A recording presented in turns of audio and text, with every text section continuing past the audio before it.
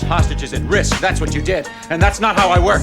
First we talk. Command is to get those people out safely. That's my command. Today we're going to be talking about the Alton Sterling case, what we know so far and what we don't want to happen. I'm joined by my co-host and New Orleans #1 crime fighter and mentor, Brother Al Mims. Good morning. How are you? We're all doing fine. So far, as we know, a man allegedly was selling CDs in a convenience store parking lot in Baton Rouge, Louisiana, state capital. It's also alleged, we got to hear the tape, a female called in. It's alleged that he had a gun and that he was threatening the owner of the place. Again, so far, no information has emerged about that. It's further alleged that when police came and interviewed him, that a confrontation ensued. Now, there is some camera phone footage to show the confrontation, so that's confirmed. There was a tasing that we discussed, and incident to the tasing, the man was on the ground, and we saw in the video, the camera phone video, one of the officers say, "Gun." At which point an officer produced his weapon, and then because it was on ABC News, they screened out the actual footage of the officer shooting the man. Now, these are the basic bare bones facts. Whether it was justified or not, we don't know. Our concern as public safety advocates and as urban stakeholders, men who live in communities that could go up in smoke if this thing goes bad, is we don't want people to rush to judgment. We don't want people to riot. Now, we were fortunate on our radio show to have New Orleans independent police monitor, Susan Hudson, call in. She's a big supporter of the Constitution, and we'll just echo what she said. You have every right to protest. You have every right to make your opinion known, but keep that within the confines of just that, protesting and keeping your opinion or making your opinion known.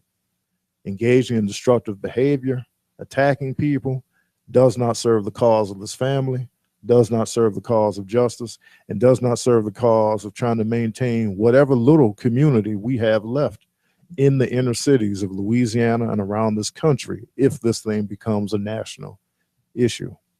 Brother Al? Yeah, Cap, I just want to voice my opinion also is that I ditto what you just said, that we should err on a side of caution because the truth will come out. Now, I know a lot of people, you know, they fast forward and say, well, they're going to do this and do that. I still say err on the side of caution. The truth will come out, and we're going to take it as it comes. We need to know that we don't. It's a hot summer. There's a lot of things that we don't know about, and I just want people to be patient. And I know that there are many people who have suffered and didn't get the decisions or the verdicts that they want. But we live in a democratic society, and we still got to go by that. And that's what I'm saying. I just think that we should just be patient. And I have to add that as we're speaking, some black person is harming another black person, and neither one of them are police officers. We have to have a two-front approach. Just the same way we hit the streets about police brutality, it's the same way we need to hit the streets about public brutality, which used to be called black on black crime. You know, we got to approach this thing from both angles. Because again, look at the evening news tonight, count the number of people who've been injured or killed, and ask how many of them were killed by police officers. We got to have a two-front approach. And I agree with you 100%, Captain Black. I agree as well.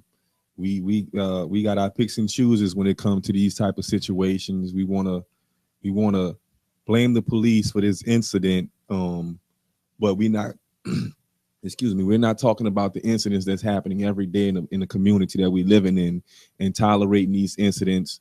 I've went on YouTube and saw the videos of what's going on in Baton Rouge, and you know, the small protests, if you want to call it that, are rioting. That's not going to change the outcome of what happened to this young brother in Baton Rouge, and it's not going to change the outcome of the investigation. it will bring attention to it.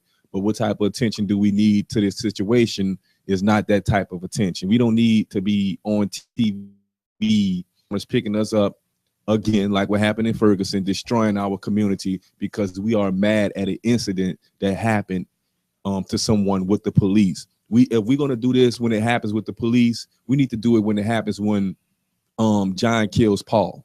You know, in the middle of the street, broad daylight, children playing outside, people outside on their porches, and no one wants to cooperate with the police at all or say what they saw.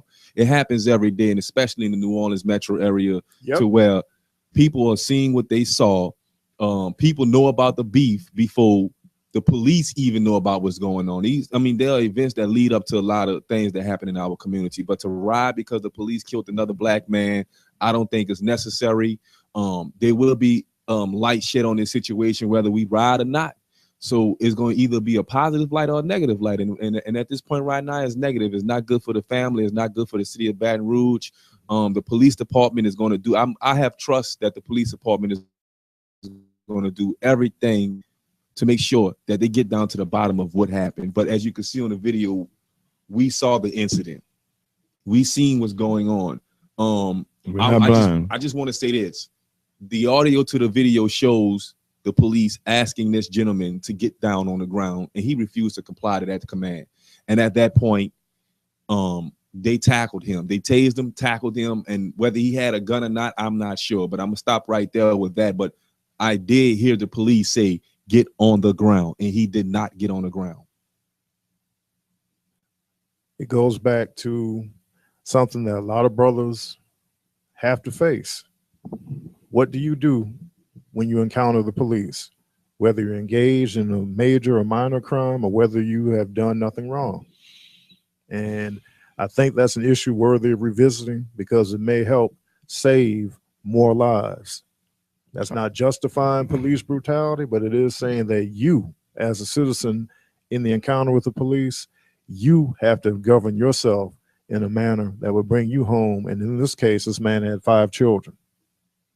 You know, of course, he didn't anticipate this to happen. Nobody planned this, but it's just something that can be a teaching moment, I think. Definitely a teaching moment. But we're seeing this. I don't know if people are using it as a teaching moment. I think they're using it as a moment to be outraged about police and the way they police in our community. Just saying this. Look, when you come encounter with the police shouldn't have to ask you to do something 2-3 times. I sold CDs for a living. If anybody recognized me, I sold CDs for a living for 3 years. I paid rent, car note, car insurance, phone bills. I raised my firstborn off of selling CDs for 3 years in Jefferson Parish. And I've came in encounter with the police plenty of days. They never had to ask me to do something twice. And that was for my safety, for me to get home to my son, to make sure that I continue to live. I don't know what people are calling the police and telling the police that what I'm doing. But if I'm in Walmart's parking lot and I'm selling CDs and the police spin the bin, they come around with their guns drawn and they're asking me to get on the ground at this point, the first thing I'm going to do is take my hands away from my pocket and get them as far away from my body as possible and get on the ground, because I don't know what someone called the police and told them. And it's just point blank, period. Someone called the police and said, this man had a gun. We just had a cop killed for handling someone with a gun. And the police are very cautious right now. It's a shame to say, but I knew this was going to happen. It was only a matter of time. When you have a gun on you and you come encounter with the police, we could say they do white people differently. But if you are in the jungle and you're policing the jungle, you're going to police the jungle like you in the jungle. You're not going to police that neighborhood like it's all good. You're policing the jungle, point blank, period, and you're going to operate like you're in the jungle. Now, had this gentleman gotten on the ground at the first command, he probably, most likely, I would have to say 99.9% chance he would still be alive today. Had he gotten on the ground when he was instructed to get on the ground. No hesitation when it comes to that. I just say err on caution. Just be patient and watch and see how the system works itself out. And I agree with brother L. Everyone has to be patient. There is a process to this. It's not going to happen overnight. Justice won't be happening overnight for anybody involved in this situation. We don't know if these police officers are going to jail or not, but we have to be patient and let the process play its part. I mean, I agree with brother L. We can't ride. That's not going to make anything change. The process is not going to speed up. There is an investigation going on, and right about now, I think it's handed over to the state police. Louisiana State Police is out of Baton Rouge hands. The Louisiana State Police is investigating. And also the U.S. Justice Department is going to be investigating, and whatever the outcome would be at that point, I will have to say they did everything possible to come to a conclusion. Whatever that conclusion is going to be, we don't know yet, but there will be a conclusion to this incident, and some may agree and some may not agree with the conclusion, but there's a process, and we have to let that process do. We have to pay attention to that due process and be a part of that process and understand how the system works. Brother Mims? I'm patiently waiting and see what the evidence shows before I say anything. Err on the side of caution. And I think that's a great closing for this segment. Yes, sir. Patiently wait to see what the investigation shows and err on the side of caution. Everyone should use that advice, take heed to it, and hopefully we won't see rioting going on in the city of Baton Rouge, because I really don't want to see more people hurt by not erring on the side of caution and not being patient with the process. And it seems like some of the rioting has begun. So, I just pray for the people of Baton Rouge. I pray for the family of the young man who lost his life, and I pray for everyone who's involved in this situation. I just hope that everyone understands that we have to be patient. Patience is key to virtue. We do have a chain of command there. No, you put me and those hostages at risk. That's what you did. And that's not how I work. First we talk. Is to get those people out safely. That's my command.